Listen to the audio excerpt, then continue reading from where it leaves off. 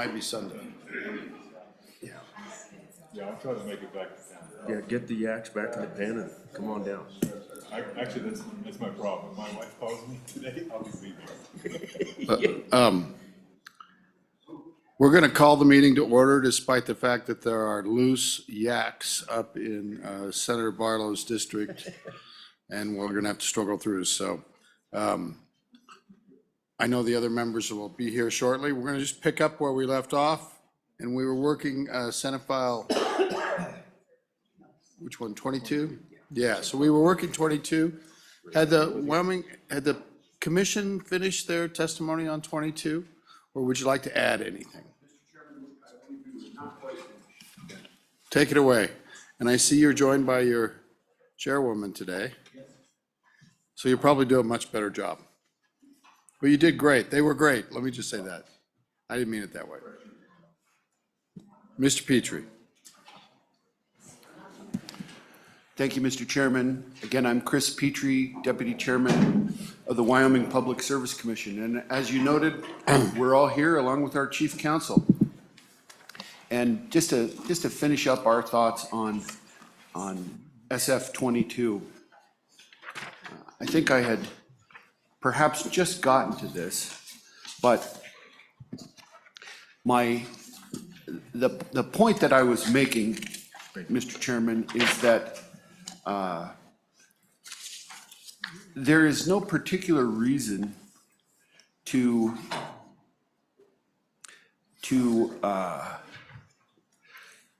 include, in my view, paragraph D. As I was explaining, the commission would not approve the construction of a facility or the acquisition of a facility if it was likely to result in failure, or the operation of that facility would be likely to result in a degradation of the utility's reliability. And so the next thing is that subsection Romanet 6 references a violation of the subsection, and I think that's not perhaps quite the right language. And because the section requires the commission to establish these standards. So of course the commission is going to do that. We discussed how the timeline should be just fine for the commission and for those proceedings to be completed. But I'd suggest that in subsection Romanet 6, that the introduction begin with a public utility that fails to maintain standards established pursuant to this section may be subject to a civil penalty. So delete a violation of this subsection, replace it with a public utility that fails to maintain standards established pursuant to this section. And then to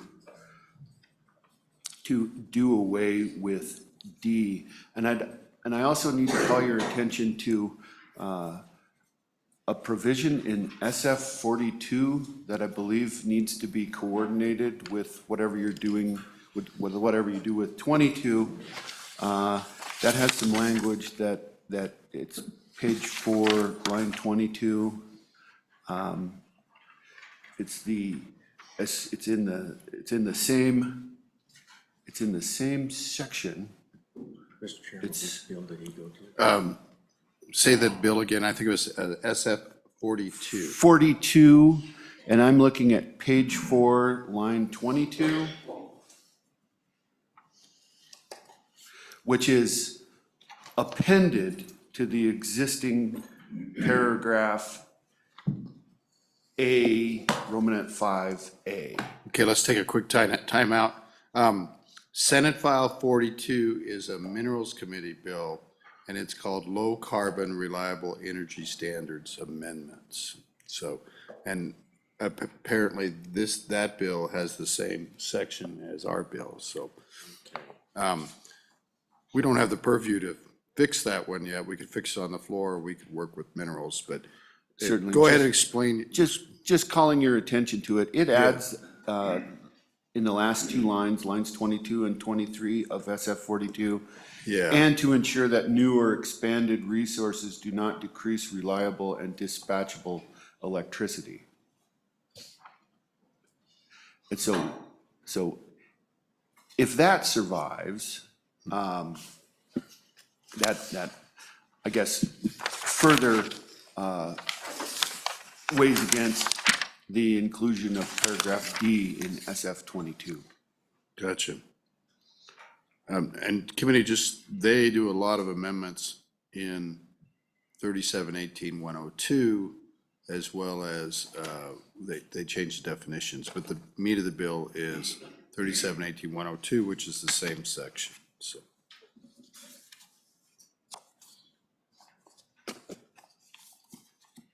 And Go ahead, Mr. Petrie, sorry.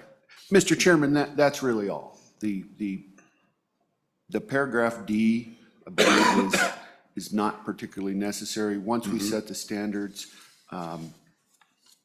that would presumably include any consideration of expanded or additional resources, and the change to subsection Romanet 6, a public utility that fails to maintain standards established pursuant to this section may be subject to a civil penalty. And those would be our comments and suggestions on that. And if there are any questions, here I am.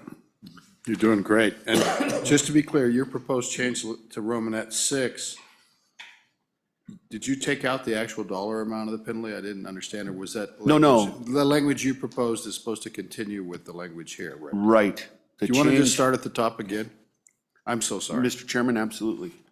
I would change or recommend the change to Romanet 6 so that subsection begins with a public utility that fails to maintain standards established pursuant to this section may be subject to a civil penalty not to exceed $100,000, et cetera. Got it. Thank you.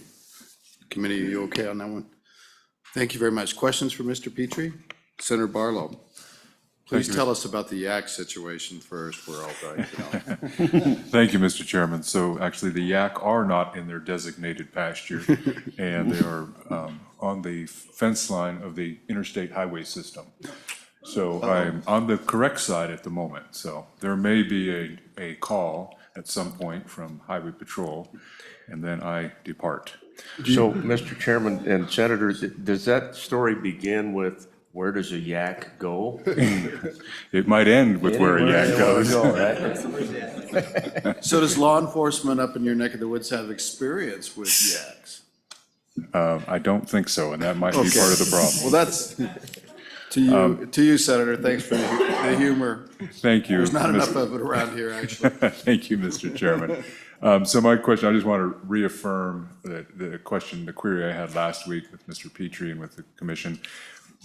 If, and with the updated information, in the absence of D, and the new language of the violation, if we take out D, so the guts of the bill is just basically giving a deadline to establish these baseline standards, which I want to affirm that you thought that was doable by the end of this, or by the date mentioned in this bill. Is that accurate? Mr. Petrie. Mr. Chairman, Senator Barlow, yes. Thank you. Anybody else? Thank you, Mr. Petrie. Thank you, Commission. Who would, is the OCA here today? I'm not seeing him. Smart guys. Who else would like to address us on this issue? Who would like to be next? Mr. Lindholm. And then who else is going to testify, just so people back there? We'll go to the utilities next. I guess we gave Lindholm I didn't see your hand, so Mr. Lindholm. Yeah, thank you, Mr. Chairman. Tyler Lindholm, State Director for Americans for Prosperity here in Wyoming. We're on and in favor of this piece of legislation, Mr. Chairman and members of the committee. The language largely focuses on reliability, which is aligned with our goals here in the state of Wyoming. On the third page, lines 1 through 8, the language indicates that the Utility Commission shall not allow a utility to earn a rate of return, which can be substantial in some instances, if the new or modified generation facility at issue produces intermittent power. If it is likely that the operation of the generation facility will result in failures to comply with reliability standards, lines 10 through 15, members of the committee, on page 3, outline substantial penalties for violation. If this or similar language is enacted, the commission is directed to establish baseline standards. That's on the second page, lines 15 through 16, for reliability related to dispatchable power in the state. This will occur most likely and only through a rulemaking process.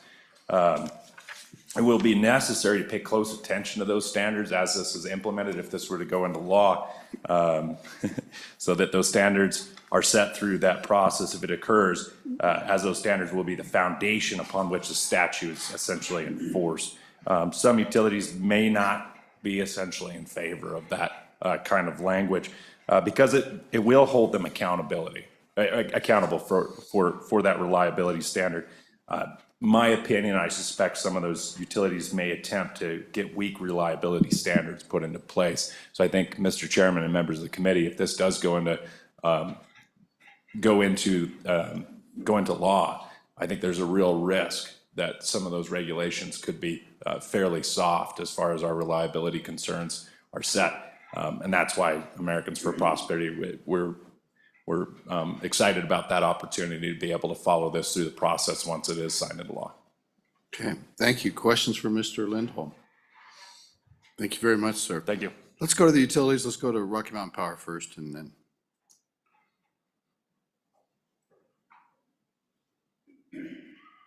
Mr. Kasem, welcome. Good morning, Mr. Chairman and members of the committee. Rick Kaysen with Rocky Mountain Power. And if I may, I will just continue with my yakking from 2 days ago. That would be in order. Okay, thank you, sir. And you have quite an agenda this morning, so I will commit to keeping my comments brief. Understand the reliability of the performance concerns, but I'd like to remind the committee, these concerns have been around for about 10 plus years when we started talking about renewables entering into the generation portfolio as well. Whether it's real as whether it's perceived, that renewables are causing some type of degradation, that's up for discussion and opinions. But I'm also aware of the future concern about more renewables coming into the portfolio and doing that. But I'm not certain today whether there is any kind of data that exists that shows a degradation of reliability when we're considering the entire generation package. Believe that the PSC already has the authority to conduct investigations if they do have some concerns. I'm not aware of any investigations that have had to do, especially on the generation side, in the last 10 years or so. I'd like to remind the committee, as we've shared previously, the Federal Energy Regulatory Commission and the Northern American Electric Reliability Council already have standards for performance. They have rules and regulations in place which our company complies with, and they're pretty strict rules. And I'm also not aware of any investigations that have been conducted in Wyoming by either of these entities. In summation, Mr. Chairman, Rocky Mountain Power is generally in favor of this bill, since we're already, following standards at the federal level, and I know how much you love federal edicts and what have you. And we certainly look for guidance from the Public Service Commission and work with the Public Service Commission as we go forward with that. With that, sir, I'll try to answer questions that the committee may have. Thank you, committee. Senator Boner. Thank you, Mr. Chairman. I'm interested in learning a little bit more about your perspective on the federal oversight when it comes to reliability. You're familiar with Winter Storm Uri in Texas a few years ago that caused massive failure and ERCOT. Oh, Mr. Chairman, Senator, yes. Go ahead. During the winter months, yes. Yeah. Are you familiar with the federal investigation into that obvious failure? I am aware of the investigation, but not in depth, sir. Okay. Well, it's just, I was looking into that. I was hoping to find a little bit more information since you said you're relying on the federal standards for, trying to say that this is already happening. But are you aware of any fines that were levied in that situation? Mr. Kasem. Mr. Chairman, Senator Boner, I would like to clarify, we comply with what the what the federal folks are requiring, and been doing that for years. I do not know of any fines or the knowledge of the fines. I'm not even sure if that was confidential or not. Right, well, it'd be good, Senator Bowman. sorry. Through the chair, please. Sorry, thank you. I think it'd be good to, find out what the exact consequences were for that utility in question. Because all I can do is rely on my own research, which, it seems to me there's some recommendations that they had for that terrible situation that resulted in people dying. But I couldn't find any record of any actual fines being levied or any penalties from that federal oversight agency, which is why we have this bill. And so I think we could, if we're going to have the federal oversight as part of this discussion, I think it's important we understand what exactly that does or doesn't do, Mr. Chairman. Even in an extreme situation like that, I couldn't find any record of any actual penalties to the utilities in that case failed to properly winterize primarily their infrastructure. So I think that'd be helpful if we're going to include the federal oversight part of this discussion, understand what that does and does not do. Won't you agree, Mr. Kaysen? Thank you, Mr. Case. Mr. Chairman, Senator Bonner, I will see if I can find out some information the best I can and share it with the entire committee if that's acceptable, Mr. Chairman. Sounds like a good plan. Anybody else have a question for Mr. Kaysen? Senator Scott. Mr. Chairman, the intermittency of the renewables, wind and solar is, I think, obvious to everybody. And my understanding is that if you get us up to a certain percentage of them, you've got then to have some kind of storage mechanism for electricity, which is very difficult to store. Do you have any notion, are the various battery technologies and whatnot, have they reached the point where they can reliably be installed and be counted on? And I understand that their cost is extremely high. Do you have any insight into what that is? And Mr. Kaysen, and you might talk about other ways besides batteries that you can firm up intermittent power as well. So in your answer, if you don't mind, Senator Scott, tag on that. That's fine. Yep, go ahead, Mr. Kaysen. Thank you, Mr. Chairman, Senator Scott. The battery technology is still evolving, if I may. I don't believe that it is at an economic level at this point in time that is going to be beneficial to the ratepayer. You are absolutely correct that storing electricity is very much of a challenge. In years past, there was never even any discussion about storage electricity because it was, quite an improbability. With respect to addressing the intermittent segment of generation by renewables, of course, a utility has to plan in its resources. We'll talk about this later this morning, in its integrated resource planning, resource procurement, and what have you. That might entail more generation that can be called on in demand. For example, natural gas units that could be fired at pretty much not an instantaneous, but a quite rapid method. And there's also research going on, again, using hydro as far as a backup, again, as demand or as a backup when the intermittent experience may be taking place. And I hope that answers the questions. Thank you. And we could talk about that more too. There's other things they're trying to do, including geographic diversity. That's why they want transmission lines everywhere. They're also very good now at forecasting, and they're able to predict fairly significantly how much the wind resources, for example, would produce tomorrow at 10 a.m. And tailor their operations towards that.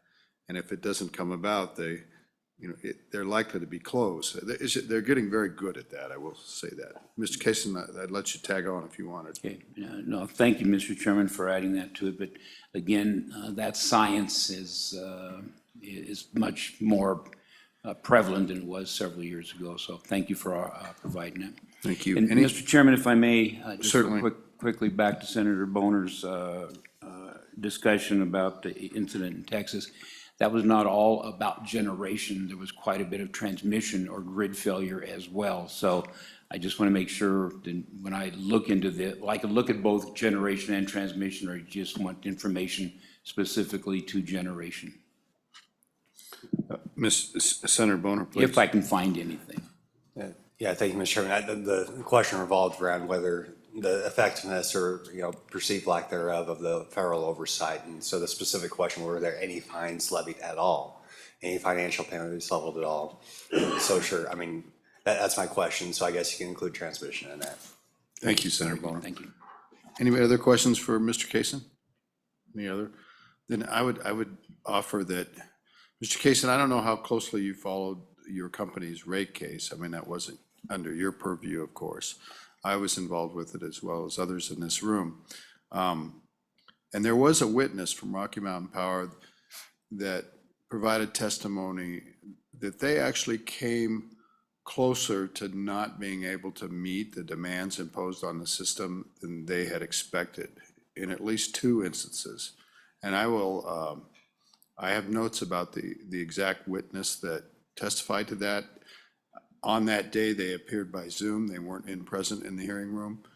And it was surprising to me that the company actually admitted that the grid, or their operation of the grid, the margins got incredibly skinny, according to that testimony. And there are people here that may remember that testimony very much, but it made a big impression on me to have, and it kind of validates some reliability issues. And we can look into that, and you're welcome to Okay. pursue that too. I'll help you. Mr. Chairman, I do recall that, and if I remember correctly, that was quite the rate case, needless to say, but I think there was some additional discussion that took place after that initial comment, but I will follow up. Yes, and if there was additional discussion that puts it in context, please bring that forward. Yes, sir. Any other questions for Mr. Kaysen? Any other? Thank you, Mr. Kaysen. Can we have Black Hills come forward? Mr. Bush, how are you today? Thumbs up from Mr. Bush in Zoom land.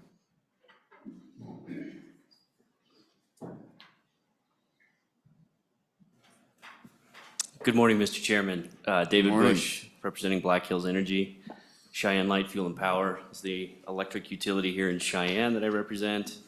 Black Hills Power is our utility up in the northeast part of the state, so just setting the record straight there.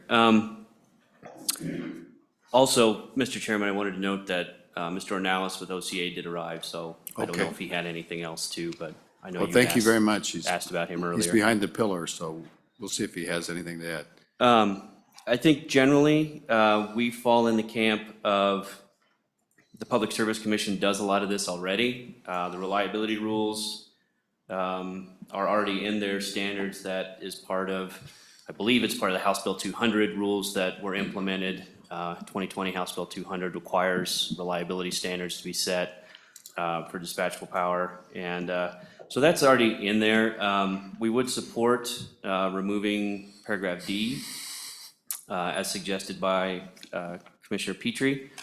I think the other part of this is the fines. That seems to be the big piece of this. And as been pointed out, there are federal fines in place. NERC, FERC have that authority. I was trying to do some quick research on Senator Boner's question about Texas to see what came down. I did find a story from ENE News from last year that NERC has implemented new standards based on Storm Uri in Texas, and I just haven't gotten through the story yet, but as soon as I get through it, I'll see what their standards are. I know there was a lot of question about what caused Texas, and it was all sorts of issues. But I would certainly be happy to look through that and other resources and also send a little bit of information to the committee.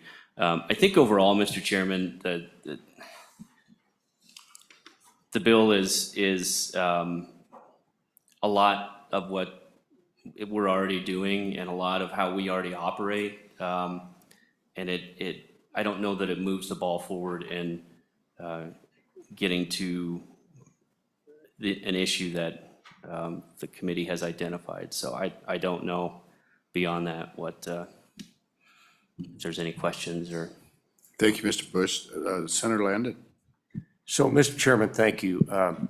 Mr. Bush, I'm trying to catch up with regard to the interplay between federal regulations and whatever regulation we might decide to put in place at the state level. So if, for example, Black Hills was found to be negligent in some manner for not providing the reliability, however that might happen, would you be subject to some sort of federal regulatory fine, for example, and then this would double up, would it not?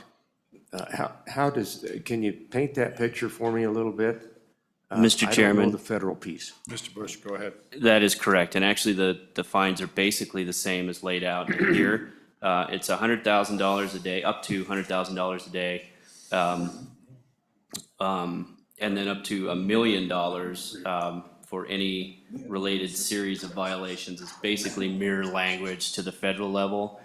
We're under, and the Public Service Commission can correct me if I'm wrong on this, but they are. Guys, keep it low a little bit.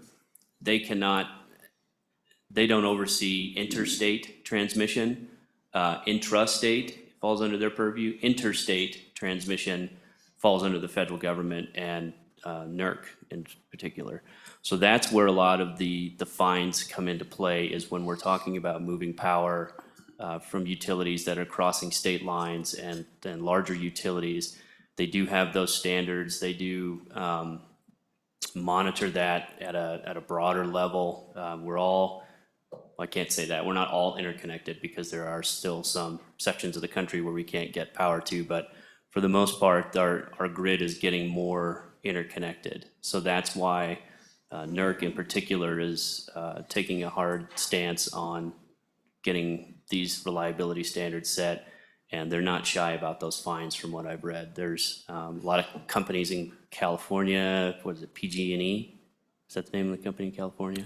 PG&E's definitely in California. Yeah, they're the ones that, all the fires that were out there and all those issues, they got hit with a lot of fines along with a lot of lawsuits as well from people. So NERC, I think, does have the authority to monitor this. If the state wanted to add other fines on top as some other sort of hammer to have, I don't know. I mean, at some point you're probably looking at, as with PG&E, putting a company in financial straits that they may not recover from. So I rambled there a little bit, Mr. Chairman, I'm sorry, but I don't know if I answered your question, Senator Landon, but. Senator Landon, I appreciate it. your microphone is not on. I was just going to say thank you. You did. Appreciate it. Okay. You bet. Anybody else? Questions for Mr. Bush? Anybody else? Thank you very much. I just want to, and your excuse, Mr. Bush, housekeeping today, we go in at 9:30. And so we're going to need a few minutes before that, preferably 15 minutes before we leave to exit this room. So letting people know. I see two other utilities in the room. Do you intend to offer testimony? No? Who else? Mr. Ornelas, would you like to offer any testimony? Thank you. Come on forward. We'll do the officer consumer advocate, then we'll open up to general public testimony. And people that are going to testify, we're short of time as always. And Thank you, so Chairman. Be quick. Thank you, Mr. Ornelas. Chairman, members of the committee, I will be exceedingly brief. I just had one clarification, perhaps, recommendation, and it would be on page 2, line 16, where it talks about adequate, reliable, and dispatchable power in Wyoming. I was unsure of the intent of that language, if it was to try to establish some sort of a dispatchable portfolio standard, which we currently have pieces of that in the HB 200. If the intent is just to establish a reliability baseline standard, I would recommend removal of the dispatchable world, because that would exclude intermittent resources, and which I believe is the focus of the reliability standards we're seeking to set. Thank you. Questions? Any questions, committee? So I guess your argument is that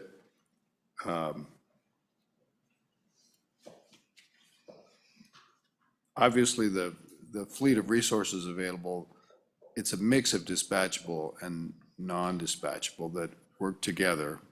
And in this case, like batteries would be considered a dispatchable resource, pump storage, hydro, and that we, because it's a mix, you would say the language might suggest that all of the resources should be dispatchable, or there'd be certain standards for a separate amount of resources that would be called dispatchable. Is that kind of what your point is? Thank Go you, ahead. Chairman. Yeah, it really is. So my understanding of the intent and the purpose of these reliability standards is to look at the system as a whole, set reliability standards that we can then use to judge against future intermittent resources and the impacts they may have on that baseline. So the word dispatchable in line 16 there, it just caused me a little bit of hesitation and concern, indicating that this particular legislation may be focused more on a dispatchable piece of the system, where I think it's intended to be a totality in view, and how the system interworks and how future additions of intermittency will impact that. Is it worthwhile trying to qualify that a little bit? Leaving the words adequate and reliable, and then inserting some modifier to dispatchable, something like with significant dispatchable resource components or something like that. Again, Chairman, thank you for that. As I have read this, it is really intended to set a reliability standard for dispatchable, intermittent, for the collective of all resources. So I felt that related to adequate, reliable power in Wyoming is likely sufficient for the intent of what I believe this committee is driving at. Thank you, sir. Any questions from the committee? Thank you very much, Thank you. sir. Ms. Anderson, would you like to go next?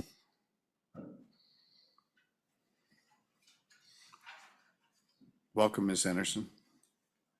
Thank you, Mr. Chairman. Shannon Anderson on behalf of Powder River Basin Resource Council and our project, the Wyoming Association of Ratepayers. I'll keep my comments brief as well. I would say that. Would you mind, I wasn't familiar with you represent another group? What, So we have a project called the Wyoming Association of Ratepayers, Mr. Chairman. you might explain And it's that. a combination of our membership and other citizens from Wyoming that are concerned about our power choices and where state legislation and policy may be going related to those power choices. Okay, thank you. Yeah, there's a website. I'm happy to send you it if you're interested. Well, of course. Sure. Mr. Chairman, our organization, like previous speakers, believes this legislation is not necessary and in some ways is problematic, especially when you consider page 3, that's section D language. I've read it several times, and I think what maybe you're trying to get at is almost a portfolio standard that sets a maximum of renewable energy on the system. And that's how I read that section. And I think that is, and that seems to be from some of the committee Q&A, that's where you want to go. And I think that that's very problematic because each utility is different. The grid is different for each utility. How it interacts is very different. So for the state to set a standard of a maximum amount of renewable energy into each utility could be a very complicated question, and it would be difficult to arrive at an answer, especially now. So we believe that the recommendation to remove that section D is important because it clarifies, I think, where maybe you really want to go, which is again focusing on reliability, ensuring we all can turn on our lights when we want to, and that our businesses are able to keep the power going in our state, which we all agree is an important goal and that we should pursue. I would also just note the comment about the relationship with certificates of public convenience necessity. Again, there already is a process at the Public Service Commission level to evaluate a new generation resource and whether that generation resource will be prudent, whether it will be used and useful for customers within the state of Wyoming. That process applies not only to resources built within our state, but based on legislative changes several years ago, applies to resources built even outside of our state. So say, for instance, a utility wanted to build solar with battery storage in Utah. Our utility commission would still have oversight over the approval of that generation resource to start construction and signal to the utility whether or not that generation resource could on the back end be put into rate base at the end once it's constructed and operating. So there's already a process in place to evaluate new generation, both, dispatchable, non-dispatchable, renewables, battery storage, hydrogen, non-emitting peaking, nuclear. There's a host of resources on the table right now for the next 10 to 15 years. Our generation resource is changing, and it's really important that we do evaluate those resources and how they impact the grid. But again, there's already a process to do that. I would also highlight the comments previously made about what really does cause reliability issues. For the most part, it's distribution lines, it's extreme weather events, it's snowstorms, it's animals. Rarely do generation resources cause reliability impacts. Again, that could change in the future, and we're all concerned about that. But when we look at the grid today operating in our state, distribution, not generation, is the issue with reliability. And then finally, I would just highlight the conversation you were having about the federal rules. There is a concern about preemption. When we went through the House Bill 200 rulemaking process with the commission, there were a number of stakeholders in the room at that time, and we actually raised the question of, do we set reliability standards for a utility? How do we do that? And there was quite a bit of conversation about those federal standards and potential preemption issues with the federal government. So I would just caution you from having different standards than the federal government, potentially conflicting standards, and making our utilities kind of square all of that in which one applies when and how they remain compliant with, again, a standard that we all want to have, which is reliability. So with that, Mr. Chairman, I'd be happy to answer any questions. Thank you. Any questions for Ms. Anderson? Any questions? Okay, thank Ms. you. No, I've got a couple. Oh, sure. Ms. Anderson, would it be your testimony that the grid is as reliable now as it was at the generation level? And say, use a time frame of 10 years. Would that be your testimony? And Mr. Chairman, when you say the grid, it really depends on what you're looking at. So if I you're said looking at, say, like at the energy. generation level. Yeah, The so ability like- to produce power. So Mr. Chairman, for instance, in the energy imbalance market in which Rocky Mountain Power operates, I think yes, it is as reliable as it has been. So I'd ask you to maybe do a little bit more research on that, on federal standards and warnings that have been issued by the utility groups about a decline in reliability. And also note Rocky Mountain Power's testimony in the last rate case where they admitted that they had more difficulty than expected to meet the generation power needs of their system. And Mr. Chairman, I 100% agree that going forward, there is a significant concern. And the data shows that. I think your question was today, which is a slightly different question.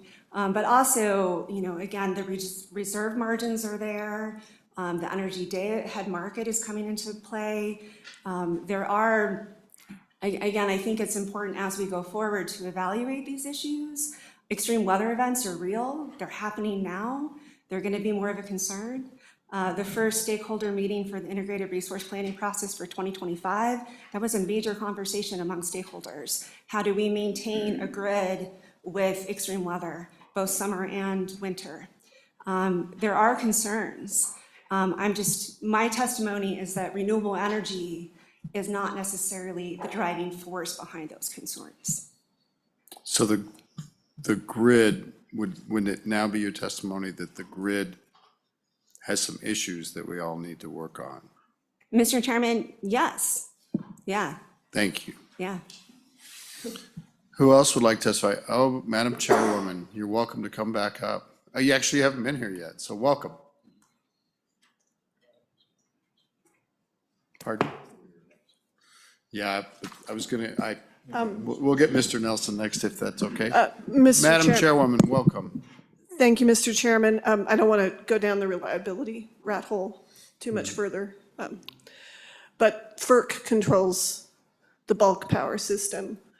We actively participate in Western groups, and I attend the board meetings for WEC, which is the NERC entity in the West.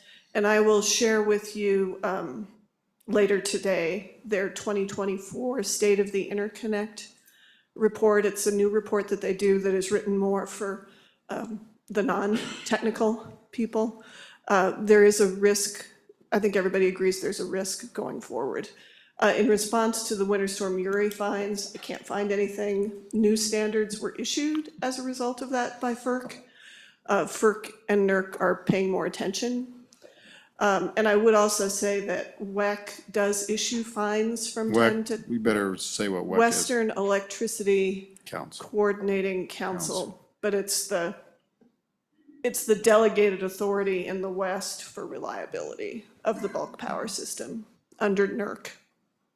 So they do issue fines, and if I get more specific information about how much, I'll let you know, but they also are tightening the reliability standards in the West. So Thank you, Madam Chairwoman. I appreciate that.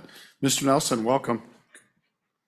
Oh, I'm sorry, Madam Chairwoman? I'm sorry, Senator Barlow has a question. I apologize. Thank you, Mr. Chairman. Good to see you, Chairman Throne. You talk about the fines. Are those fines, can they be entered into a rate case and passed on to the consumers, Madam Chairwoman. regardless of who they are issued by? Thank you. Mr. Chairman, Senator Barlow, I don't believe so, but I will confirm that. Would seem We haven't- likely no, yeah. yeah. But please, if you find out something different, let us know. Anybody else for Madam Chairwoman? Good to see you, Mary. Mr. Nelson, I'm sorry, you're next. And then who else is going to testify on this bill? I'd just like a show of hands, trying to plan. Looks like that's it. We will go online after Mr. Nelson. Thank you, Mr. Nelson. Welcome. Good morning, Mr. Chairman, members of the committee. My name is Thor Nelson. I'm here today on behalf of the Wyoming Industrial Energy Consumers, a coalition which I think all of you are aware of large industrial electric users in the state. As a general principle, WIAC doesn't have strong feelings on this particular bill, mostly because a lot of the authority that's being contemplated in this bill already resides within the commission. And so from that perspective, there's an argument that it is adding a little bit, but not a huge amount. Having said that, we do have a couple of suggestions that I wanted to offer with respect to paragraph D. And I offer that with the following explanation. I believe it may have happened before I got here, but it sounds like perhaps Commissioner Petrie suggested that paragraph D be removed, and so. That's correct. Obviously, if that occurs, this is a non-issue. But I have one little fix to paragraph D and one bigger fix to describe to you. The little fix is this.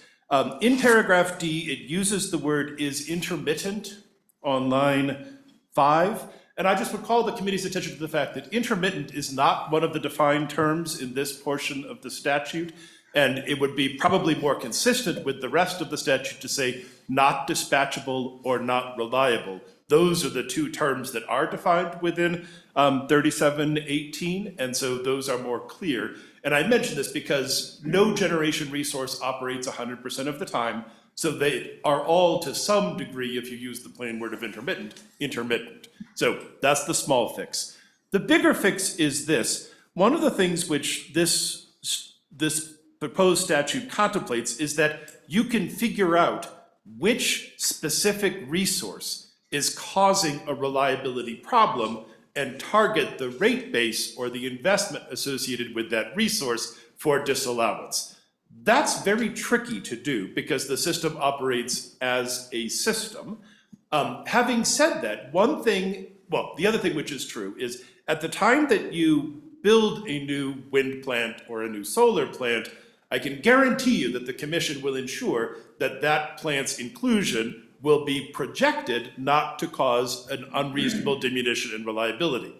But the proof is not in the pudding, and it comes not when the plant is being built, but 2 or 3 years later when the plant is in operation. And the question becomes, is the plant in reality operating as consistently as it was expected to operate? And WIAC, for our part, has offered in prior Rocky Mountain Power rate cases, proposed adjustments to their requested rate increases when it has happened that their wind farms are not producing as much as they were expected to at the time they were built.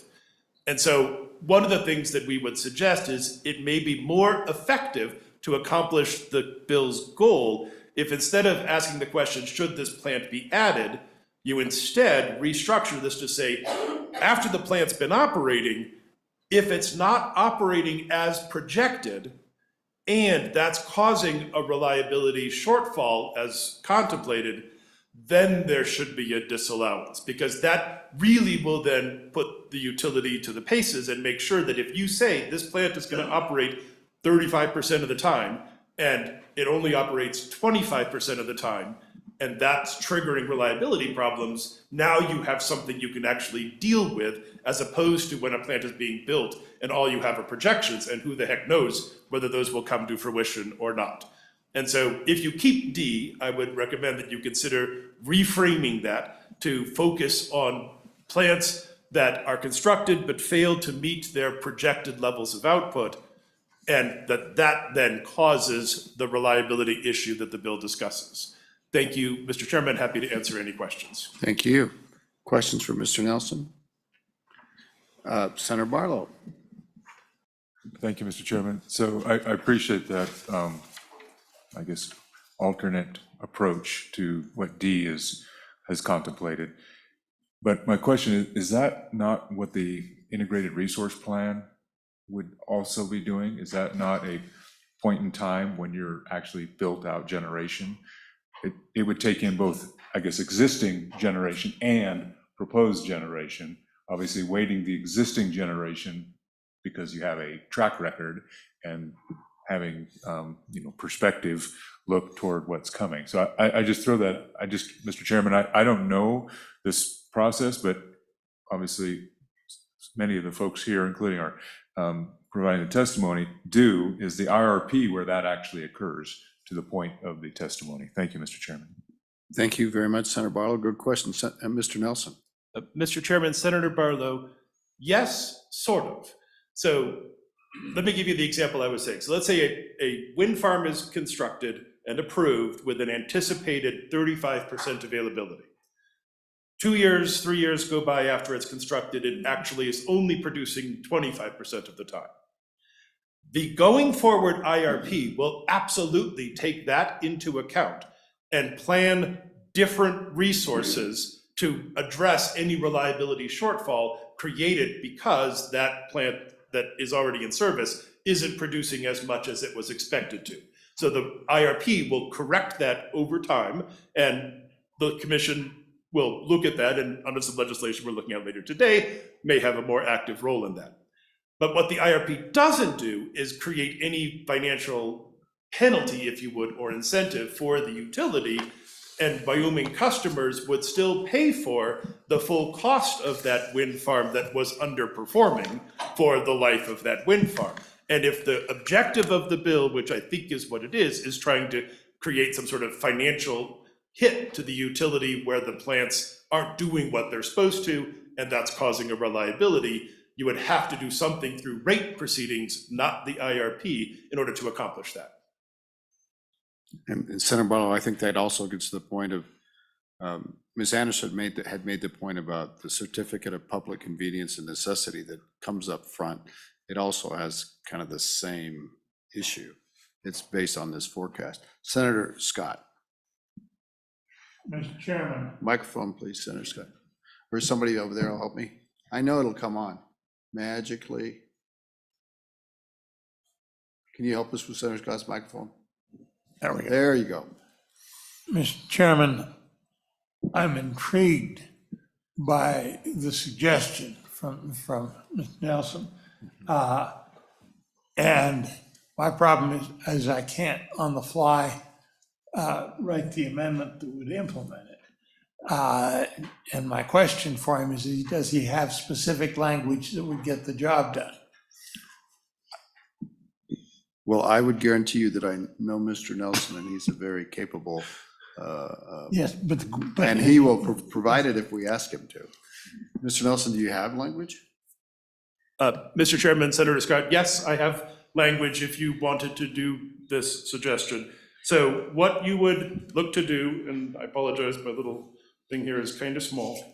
I'm going to read you the way that paragraph D would read as I'm suggesting it, and then I'll break down sort of how you would adjust the lines in more detail. But to give you some context, what I'm suggesting the language be, pardon my eyesight issues, it would be, in considering, then sort of, maybe I'll just do this as delete the rest of line 1. Generation facilities for inclusion in a utilities investment on which the utility is entitled to earn a rate of return, the commission, and then stop there and replace that with this, may not allow the inclusion of some or all of the investment associated with non-dispatchable resources if those resources do not operate as frequently as projected, and then now it sort of continues on line 7, delete the words will result in, and replace that with will cause a, and then continue on, failure to comply with reliability standards. Start at the top and do it again. Sure. So line 1, Slow. Thank you. take in considering and leave it alone. Delete new or modified. Okay. Line 2 and 3, leave alone. Line 4, after the word commission, strike the language, the rest of 4, strike 5 and strike 6, and replace it with may not allow the inclusion of. Slow down.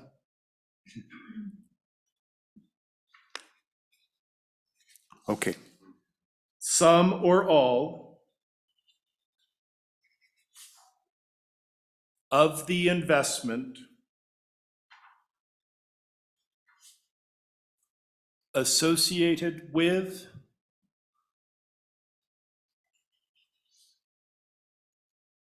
non-dispatchable resources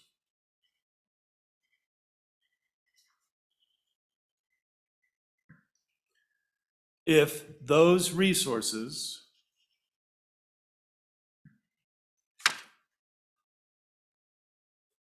do not operate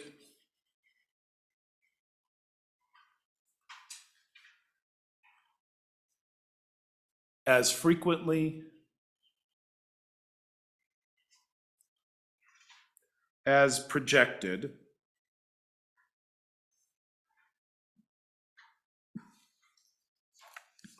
and cause a,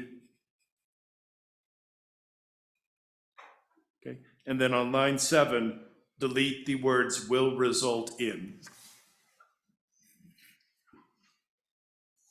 And add the word a. Yes. Cause a, yeah. Mr. Nelson,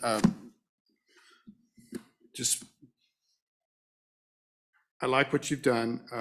When you say do not operate as frequently as projected, I mean, conceivably, a resource could actually produce more power than was projected, but it's producing it at the wrong time. You know, I mean, so that may not be the precise issue, but let's think about that a little bit. Senator Scott? And, I'm sorry. Oh, go ahead, Mr. Nelson, please respond. So, Mr. Chairman, I thought about that, and if you wanted to add that level of granularity, you could say as frequently or when, as frequently as or when projected. And you would get that timing dynamic, but you're adding layers of complexity, but that would be the way to address that, because you're right. If they operate as frequently, but not at the right times, that can create issues as well. Or we could back up and maybe just say, do not operate as projected. Sure. So Senator Scott. Mr. Chairman, what I'm going to suggest is that we keep D as it is and then add, because it deals with projection going forward. And so we prevent the problem if the projection shows trouble. And then add Mr. Nelson's suggested revision of D as a subsequent paragraph in that same section, so that you look at it ahead of time, and then you look at it to see if it worked according to the projections, because I think he's really onto something here. And I think we need to cover both bases. Right. It's possible. Ms. Nelson, comment on that? Mr. Chairman, Senator Scott, so the reason I don't necessarily suggest that, and this is, it is true, it is theoretically possible the commission could approve a new renewable resource even in the face of the projected use of that resource causing reliability issues. But the fact that the probability of that happening is so small, and to be frank, with all the Wyoming commissioners I've ever dealt with, I can't even imagine them doing that, that it seems like that would be unnecessary. But they clearly are two different things. One is dealing with beforehand and one is dealing with after the fact. From my experience, it's the after the fact that creates the problem, because those projections are just that. They're projections, and the real world sometimes differs, and that's where the problem arises. Well, we'll think about that some more. Any other questions for Mr. Nelson? Oh, Senator Landon. Just real quickly, Mr. Chairman. So doesn't it really boil down to capacity? I mean, we're talking about how much and when, but really, isn't it a matter of a certain project just not living up to what we expected it to produce capacity-wise? So can you speak to that a little bit, Mr. Nelson? Mr. Nelson. Mr. Chairman, Senator Landon, that's exactly the problem.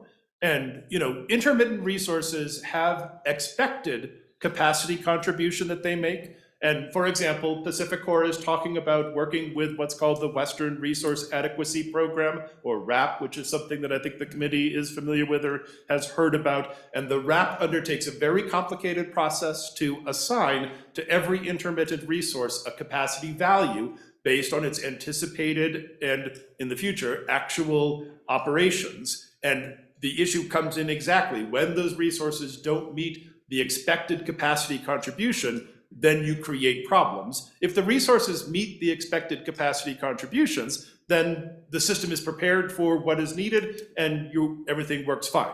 And so that is exactly the issue that is actively in the front and center of the minds of the commission and certainly the people who are worried about Western reliability. And so, Mr. Chairman, just quick follow-up. So the capacity issue doesn't come into the language that we just considered, but it seems to me that it could. I don't care how many times a windmill is turning, if the day that it turns, it generates enough capacity to take care of us. Isn't that really the issue? But I'll let it go for now, and we can work that language. Mr. Nelson, did you have anything else? Senator Kaye, Senator Landon. So capacity is nothing more than you look at the total energy that a system creates and divide it by time. And so we're saying the same things, it's just different words. How frequently something operates over a period of time is what the capacity is of that resource to deliver power when it's needed. Thank you. Senator Barlow. Thank you, Mr. Chairman. Thank you very much for your suggestion on that, Mr. Nelson. I think actually probably the largest component of this, we actually haven't even talked about, is the penalty component of this. That's the stick, if you will, in this. The carrot seems to be this process, rules setting, and et cetera, standards, et cetera. The stick is the end. Do you think this is a significant stick that helps the circumstances anywhere? Thank you. Mr. Nelson. Mr. Chairman, Senator Barlow. So one of the great things about the Wyoming Public Service Commission is they are armed with a bevy of sticks. And so I think that is something which they have a lot of. This would certainly be an additional stick that could be used. In my experience, it is easier for the commissions to rely on the stick of rate setting and how rates are set than it is fining. And in part, that's because the way that deference is normally given to the commission in court reviews of commission decisions, they have a lot more discretion at how they set rates than in assessing fines. And so historically, working with a lot of commissions in a lot of states for a lot of years, they are more apt to use the rate-making stick than the fining stick. And so that's the one that I tend to put my eggs in the basket, if you would. Thank you. Senator Scott. Mr. Chairman, following up on that, if we go to a system, as you were suggesting, where we reduce the amount of their investment that we allow to be recovered because it is not performing as well as it should, they still made the full investment.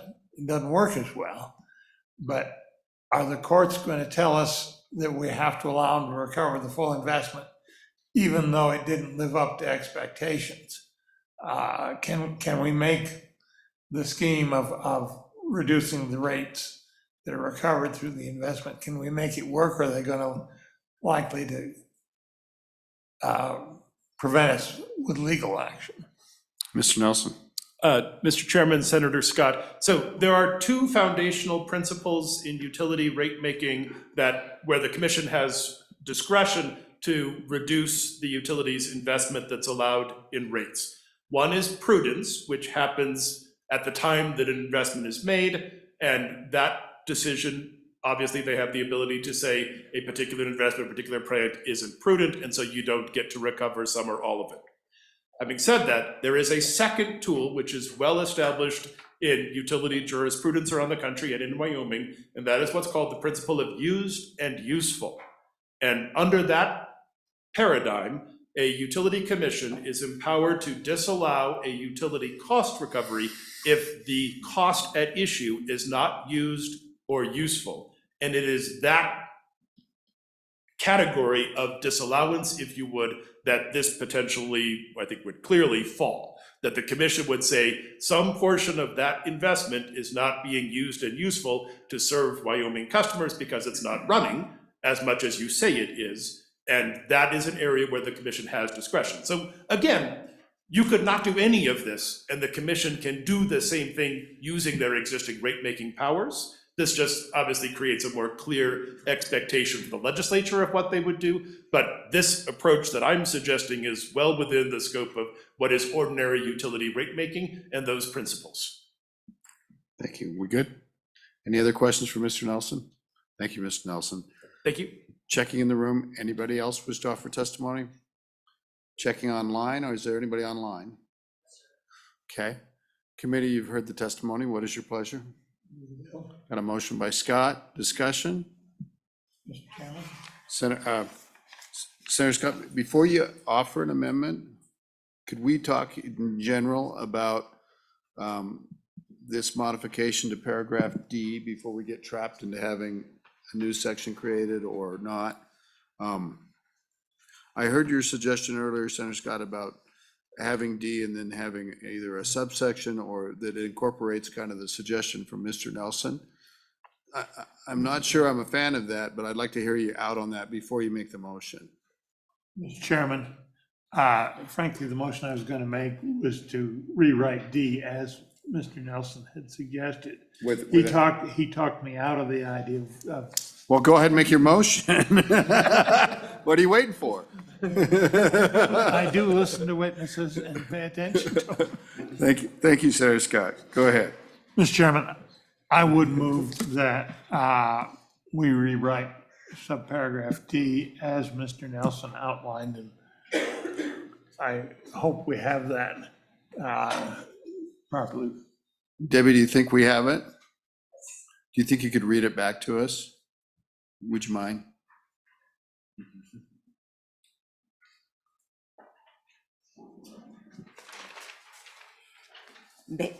So on line 1, we'll delete new or modified. And then on line 4, after commission, delete the rest of that line. Delete lines 5 and 6. And put may not allow the inclusion of some or all of the investment associated with non-dispatchable resources if those resources do not operate as frequently as projected and cause and then line 7, delete, will result in. Senator Scott, I think she's got it. I would offer a friendly suggestion, see if you take it, that we delete the do not operate as frequently, and so that it just says do not operate as projected and cause. Mr. Chairman, I think we view that as friendly. Debbie, do you got that part? So delete frequently, As frequently, I think. as frequently, So yes. that clause would read, As if those resources do not operate as projected and cause. Got it? Got it. Jiminy, are you okay with that? Anybody need to talk to us about this? Looking out to the audience. Call for the question. All those in favor signify by saying aye. Aye. Opposed, no. Anything else on the bill? Mr. Chairman, Senator Scott? page 2, line 16, I thought the Office of Consumer Advocate had a point. I would move on, we delete the word dispatchable on page 2, line 16. And after the word Wyoming and before the period, insert with adequate dispatchable power to ensure reliability. Okay. Does that meet the gist of what you were thinking? The OCA? Thank you, Mr. Chairman. You can- The OCA has indicated that in the affirmative. Any discussion? All those in favor signify by saying aye. Aye. Any opposed? That's carried. Were we gonna mess with line 10 on page 3? Senator Boner, could you help us with that? Did you have it, or Senator Barlow? Thank you, Mr. Chairman. And then Senator Boner and I visited about this, I guess, in our last meeting or after our last meeting. And I think to the suggestion that was provided, I don't recall who made it. I think it was Mr. Petrie. So we would read the beginning of the line, you'd strike a violation in this subsection, and it would read, a public utility that fails to maintain standards as I think it was standards pursuant to this section. Yes, sir. Section may be subject. Okay, discussion? We caught that one? Got a nod from the commission? Step, To maintain standards established pursuant to yeah. this section. That Yeah. friendly? Yeah. We've got it. Commission agrees. Any further discussion? All those in favor signify by saying aye. Aye. Any opposed? Anything else on the bill? Question. Anything else on the bill? Senator Barlow? Mr. Chairman, because, and I certainly respect that the commission did, this act doesn't take effective to July 1st.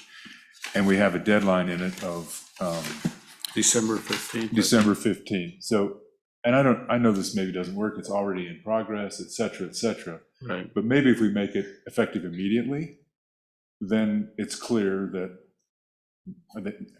technically we give them 4 more months, 3 more months. And I don't know if that's important, Mr. Chairman, and maybe we look to the commission saying we're doing this anyway.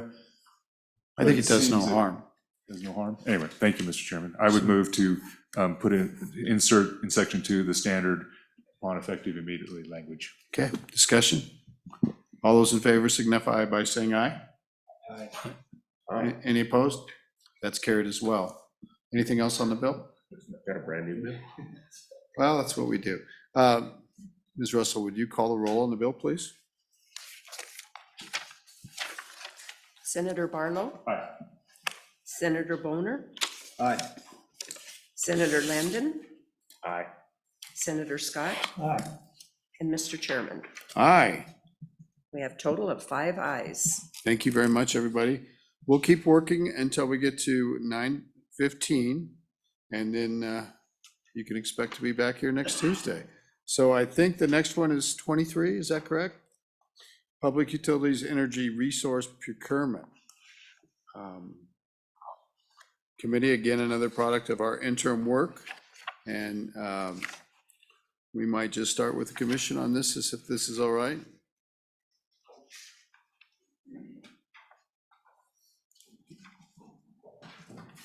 And I'm trying to remember in the course of the interim, who actually suggested this, but it's more of a incorporating bidding. I think there was broad agreement from a lot of different people. It did come from Mr. Nelson. Thank you, Mr. Nelson.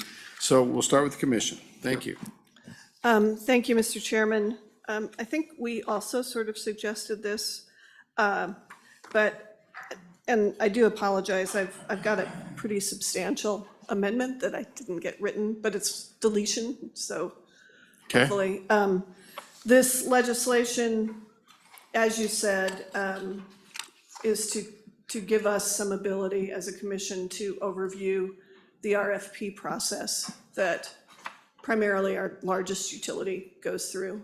so you might talk about RFP and, So or just define the acronym. following requests for proposals, the company does their IRP in the odd numbered year. And an IRP is, Integrated resource plan. please, yeah, let's, Sorry. And then in the even numbered years, they go out with an all source request for proposals to meet the needs of what they've identified in the integrated resource plan for their action plan. And Oregon and Utah in particular have a process to review and bless the all source RFP. Wyoming does not, so I'm not suggesting it would change things, but it would have us involved in reviewing their plans at that stage. And I think there's value to that. okay. So continue, thank you. So my recollection is this language was borrowed from Utah, and I think it's got a lot more verbiage in it than we need. So maybe the best thing for me to do would be to walk through. So if you start on page 2, line 17, I'm sorry, line 16, I would start with the period after rule and delete from there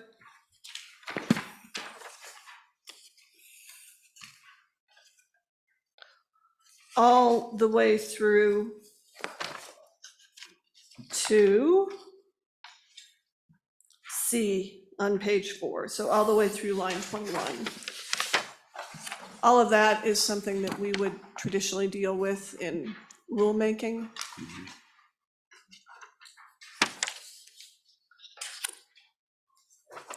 So you delete down to line 19. You said, oh, the little c, I'm sorry, of course, Yeah. the little c. Which Yes, is, in our people looking at this may think that a little c should be below a big C, but it's actually ahead of a big C in It's our a- world. So it's a section versus a subsection. Right. So. Back to you, Madam Chairwoman. And then if you go to page 5,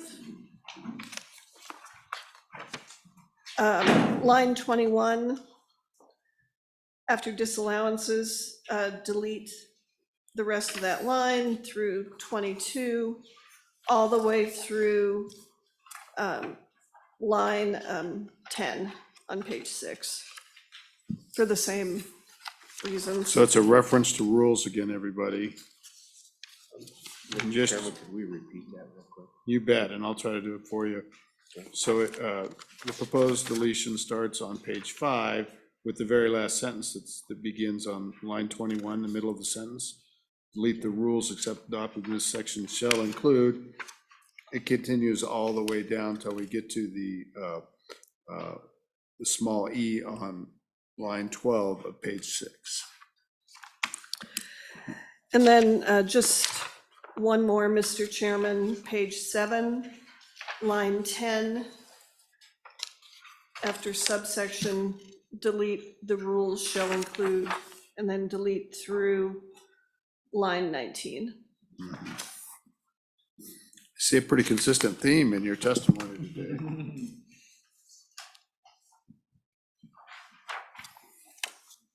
So Senator Scott and everybody, that just, she's deleting the rules shall include on line 10 and lines 11 through 20, all on page 7.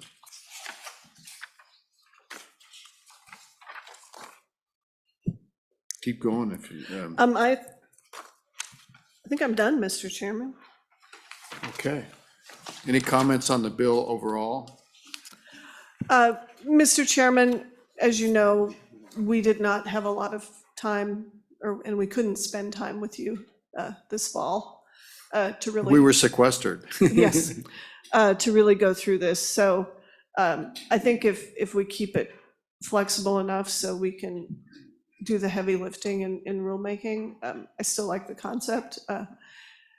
This is a short session, but if we find something that we think makes it unworkable, we still have the next interim. You have a 2-year study on these topics, as you know. Certainly. Okay, thank you. But I think Chairwoman. it's something that I personally feel like is a tool we need in our toolbox. Thank you. We'll see if the committee's got questions. Senator Landon.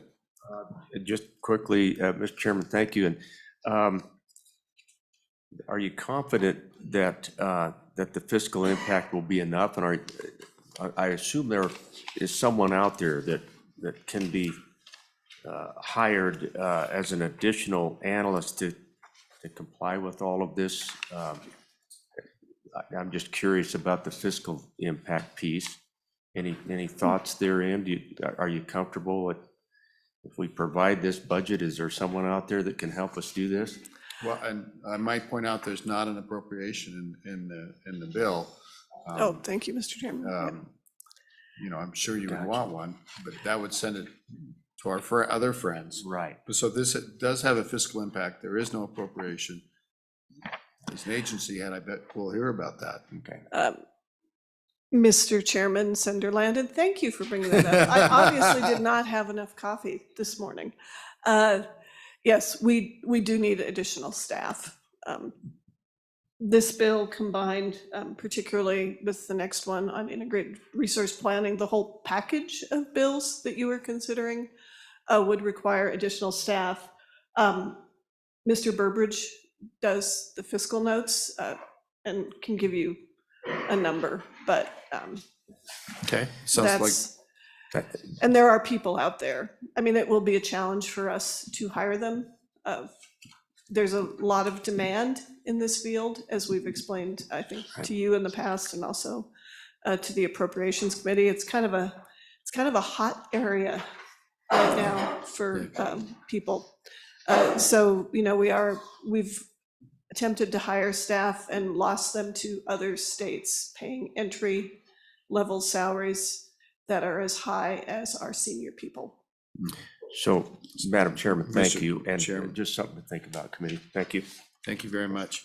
Any other questions for the chairwoman? Thank you. Mr. Burbidge, do you want to talk about the fiscal note and maybe what that would look like? Go ahead. Thank you, Chairman Case. Yes, as, You might pull that microphone close. sure, and I This apologize is for my a voice. rough I've room been for acoustics. battling a little bit of a head cold, so it's affecting how I speak. As the chairman said, we will need additional staff. We are operating, quite frankly, even today, understaffed, and any of these remaining bills, if passed, will really strain our ability to get the work done itself. This particular fiscal note is asking for one analyst. I've worked on this fiscal note with our office administrator. I believe Ms. Norby's executive director as well. And we do have an appropriate assessment to cover this expense. So it would not change where our assessment is. I mean, it would make it higher, but it would not exceed what we're allowed to collect by statute. So I got to think how that works. Everybody, they have a tax that is, that funds their agency and the Office of Consumer Advocate from utility customers. And there's an authorized level of that tax or assessment. And you're saying that this additional cost would fall within your authorized level. Can you do that automatically, or do we still have to send it to the Appropriations Committee and put that explicit language that you authorize the position in the bill? I'm suspecting we have to do some kind of authorization. Back to you guys. Mr. Chairman, our budget goes through the Appropriations Committee, so you would have to authorize the position in the budget. Then we adjust the assessment to meet the appropriation, and then based on the revenues. And I don't do the math, as you know, but Ms. Norby would have the ability to adjust the assessment. The Appropriations Committee does not adjust the assessment, as long as we're not hitting the statutory cap. Right. Senator Bonner, and then Senator Barlow. And Mr. Chair, maybe this is I don't see this as necessarily a reason to delay the bill, but this would be simply enough as a committee of the whole amendment. We could maybe reach out to some of our appropriations colleagues and see if there are provisions in the budget to deal with, if this or the other Senate file passes. Are there provisions for additional appropriations? And if not, that'd be a pretty easy amendment to put on the floor. Add a appropriation and an additional position to this bill. I would think that's something we could do relatively easily.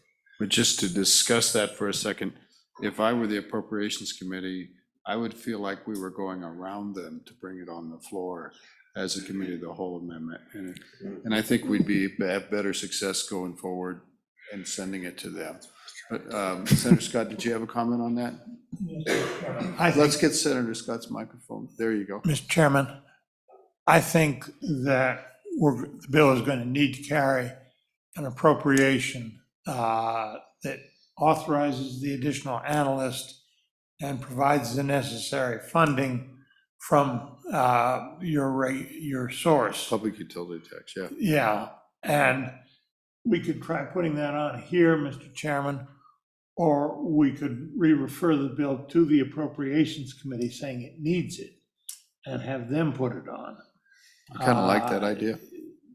I think it'd probably be safer if we could get the specific language and put it in ourselves and send, but we'll have to go to appropriations. Well, I'm thinking that we could add an amendment that authorized appropriation of, just say $200,000 and one additional position. Mr. Chairman, I think that would cover it. And then if they need to adjust, it can be done through the appropriations. Right, and then we'll have to send. Then they'll look at it and they'll shave that around. Any further discussion? Any questions, Senator Barlow? Thank you, Mr. Chairman. So I think some of the testimony was there's another bill that adds to this, and there may be another position so I think I agree, a new section with this, an appropriation, and I also think we're starting the budget today. Yeah. Starting committee of the whole, and this ought to be, when this agency comes up, ought to give the body and our Appropriations Committee a heads up that there are some legislation coming from this committee and potentially from our Minerals Committee that will task our Public Service Commission with more responsibilities if they pass, and to take that into account. And they may say, well, bring that amendment in second reading of the budget, and we take care of it both ways. I just throw that out as another arc to inform the body and our appropriators. Thank you, Mr. Chairman. I think that's a perfect strategy, actually. Sounds very good. Anybody else comment? Senator Landon? Well, Mr. Chairman, so really appreciate Senator Barlow. I think that's an excellent thought. I think what we do, we got to do it here. I think our Appropriations Committee has its hands full right now, and I think hopefully the bill can come out of here with what we suggest. And I like what you proposed, Mr. Chairman. All right, so we do need to move on and take care of other testimony that people would have before we get going. We sound like we're on the right track, Madam Chairwoman? I believe so, Mr. Chairman. I was having a sidebar conversation with Mr. Burbridge, and I missed what Senator Barlow said, but I will trust your judgment. In essence, Madam Chairwoman, it was just that we should let the Appropriations Committee and our body know today during the discussion of the budget. Right. It might be tomorrow, I'm not sure where your agency is in that, but that we have these additional needs and that bills are in the works, and for both this bill and the others that you're facing. So, Mr. Chairman, if you don't mind me asking, you would still put the appropriation on these bills Yes, ma'am. and not as a budget amendment? Right. And they may have suggestions otherwise, but we're going to do that so that it's here. It'll go to them anyway. And if we put it in here, it's going to go to appropriations, or we're going to. Right. So, but I think that's a better way. Thank you very much. And I'd like to get people that need to testify, because it'd be nice if we finish this bill up today. So who would like to testify on this bill? Mr. Lindholm.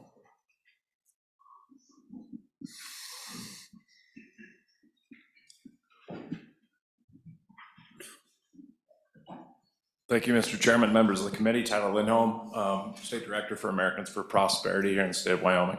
And a former chairman of the House Corporations Committee. We had a lot of fun, Mr. Chairman. We did. Mr. Chairman, I hate to break up the kumbaya.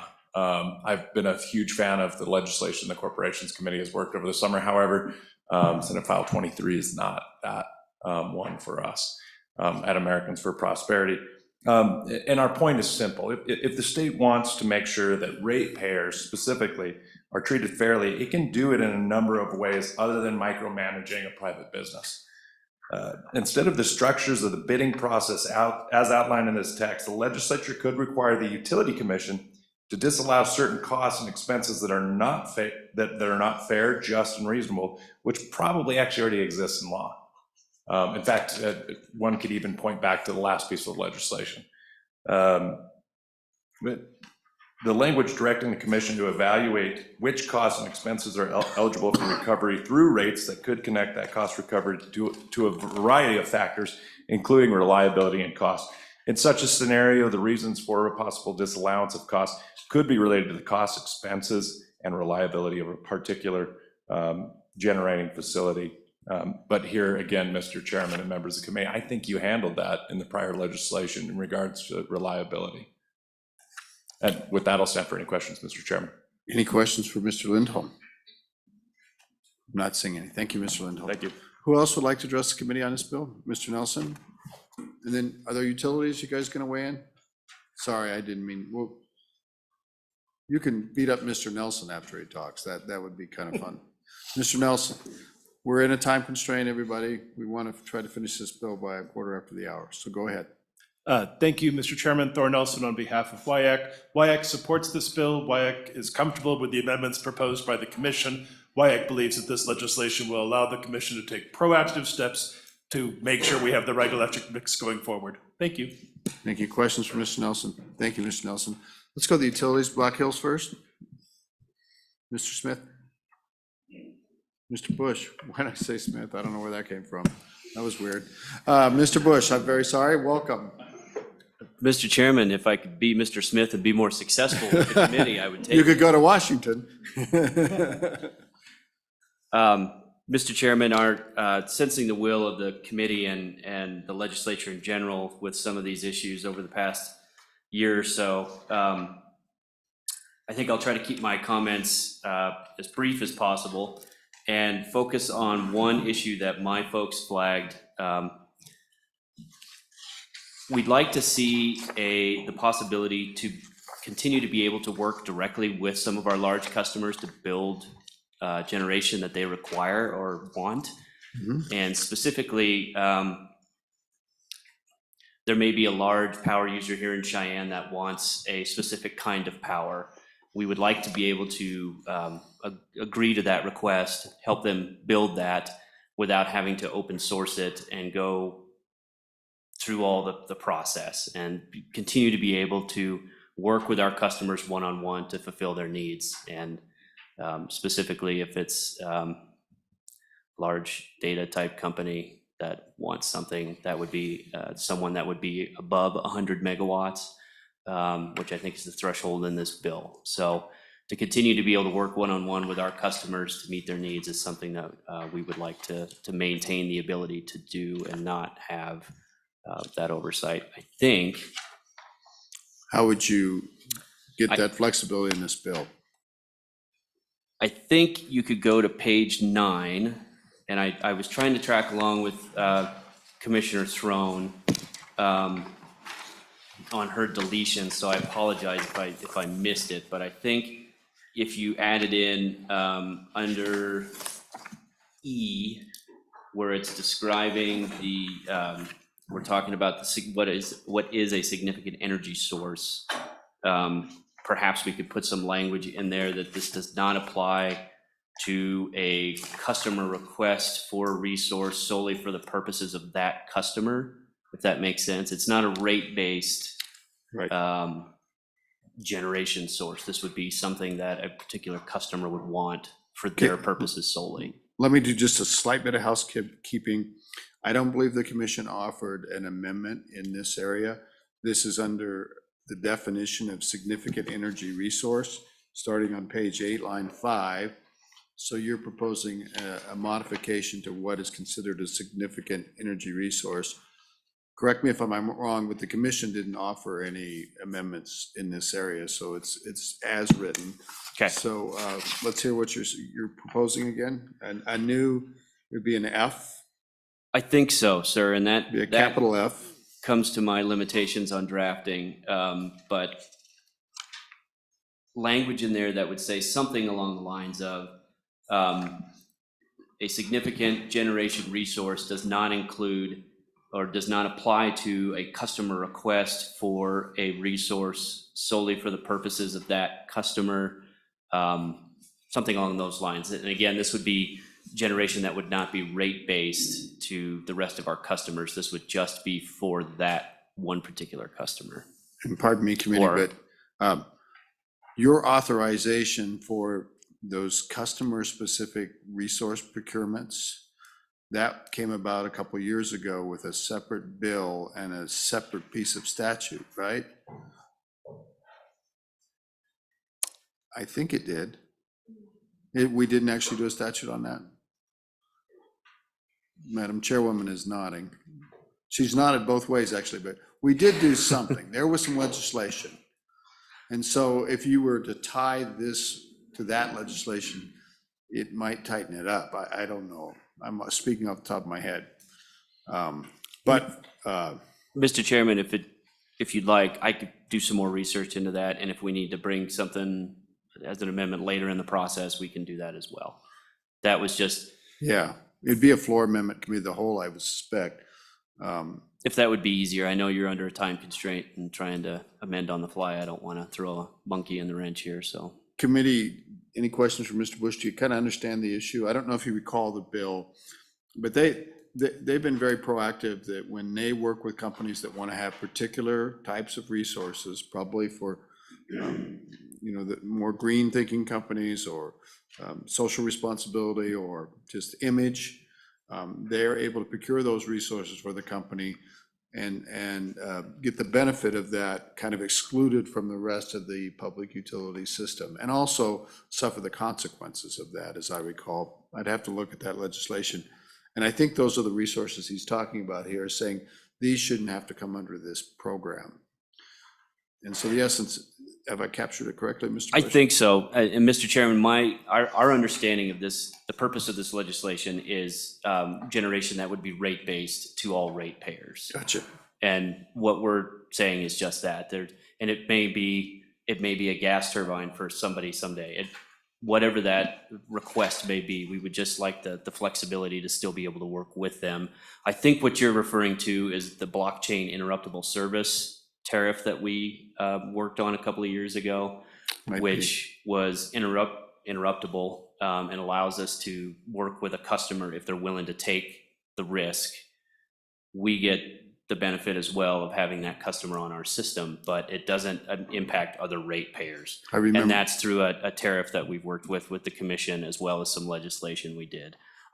I don't know if this bill would restrict that or not, so. Yeah, and it sounds like it's a little bit different, that we wouldn't necessarily want to refer to that statute, but committee, just kind of charge ahead. Why don't you work up some language? And Sure. get it to us. Just realizing the time, I think it's important we get this bill out just based on the number of bills. So we would try to offer that as a committee of the whole amendment. Senator Scott, unless you have a better idea. Mr. Chairman, I was just going to suggest that if the PSC is willing, if Mr. Burbidge could consult with Mr. Bush, maybe they could come up with some language together that if they could do it promptly, if they would be willing. Excellent idea. Is that okay with you guys? Don't have to, but you're welcome to. Okay, anything else from Mr. Bush? Thank you, Mr. Bush. Thank you.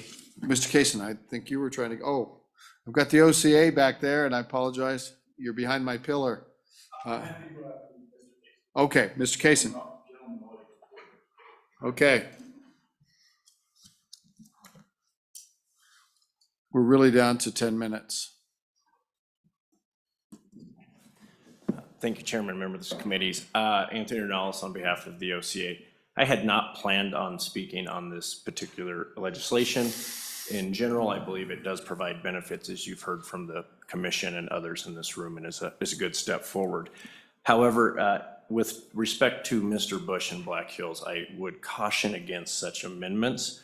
Some of the special tariffs that we have in place, including what is called the large power contract service tariff, which that would apply to, is recently been, they have a filing to amend that in a substantial way. Interesting. And so such an amendment, as Mr. Bush has just suggested, would open the door to essentially cherry picking how we plan for our resource, providing large, sophisticated customers the opportunity to seek out special or in many cases, lower cost resources for their exclusive benefit and bypassing the general ratepayers as a whole. So I would just caution on that it should stay as is and include an overall view of the company's future needs and resource procurement processes. Thank you. Questions for Mr. Ornelas? Yeah. I'll tell you what, why don't you weigh in on their private conversation? I'm not saying you have to come up with any language, but convey that to both parties and see what happens. Thank you, Chairman. Thank you. Mr. Kaysen.